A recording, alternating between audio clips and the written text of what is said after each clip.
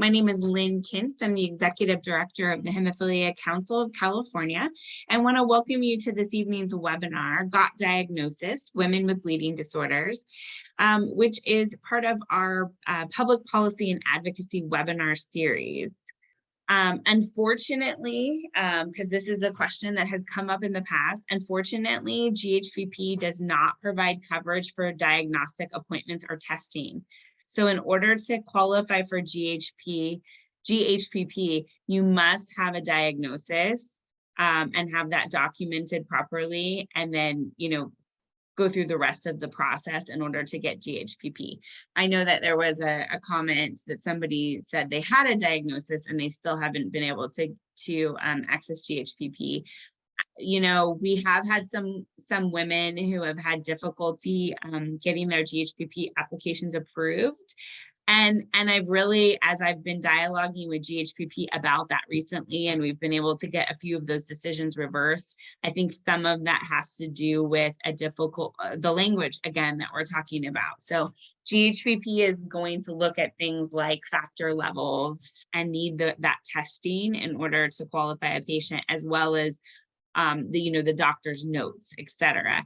And so that is something that, we can work through with individual patients if they haven't been able to qualify. But unfortunately, it is not a tool in order to get a diagnosis appointment. And then there are a few instances where CCS, I should say, does have limited coverage for certain types of diagnostics, but it's not really the type of diagnostics that's applicable within the bleeding disorder space. So unfortunately, those are not tools that will help us. If a patient is on Medi-Cal, certainly then they should be able to get the appropriate referrals. And then,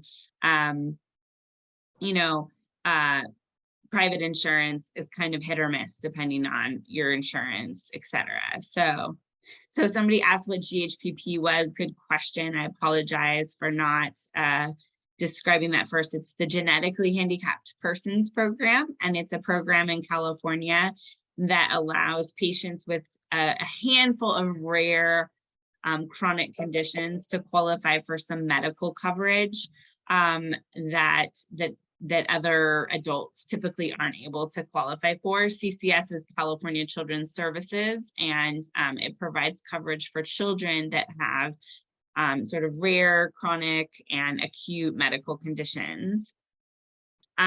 Keep in mind that the initial decision from your insurance company is never final. Every plan has an appeals process, and you should follow that appeals process because a high percentage of appeals get overturned. And so you're going to want to get the denial in writing if at all possible. And then when you get that denial, it should include information about how to appeal. They should also have that information on their website. And you want to follow those instructions exactly and within the timeframes, because otherwise they will try to use those technicalities to throw out your appeal without really reviewing it. If you're having these conversations over the phone with your insurance company, you want to make sure that you write down the day, the time of your call, ask for the name of the person that you spoke with, and typically they will have a call identification number as well. And then you can take notes on the call, and it will make it very difficult. You know how they always say this call is being recorded? Well, if you go back to them and say, this is what I was told on this date and time, and here's the call identification number, they can't really deny that that's what was said to you, because they have the audio. They're going to pull it up and read it or listen to it. And those are things like when you get to that, if you need to get to an appeal process, that's where HCC can help. So we can help walk you through that if you have an individual case. All right. Well, thank you everyone for joining us tonight. Please feel free again to use the email or the phone number to reach out to us if we can assist you. Thank you for coming tonight.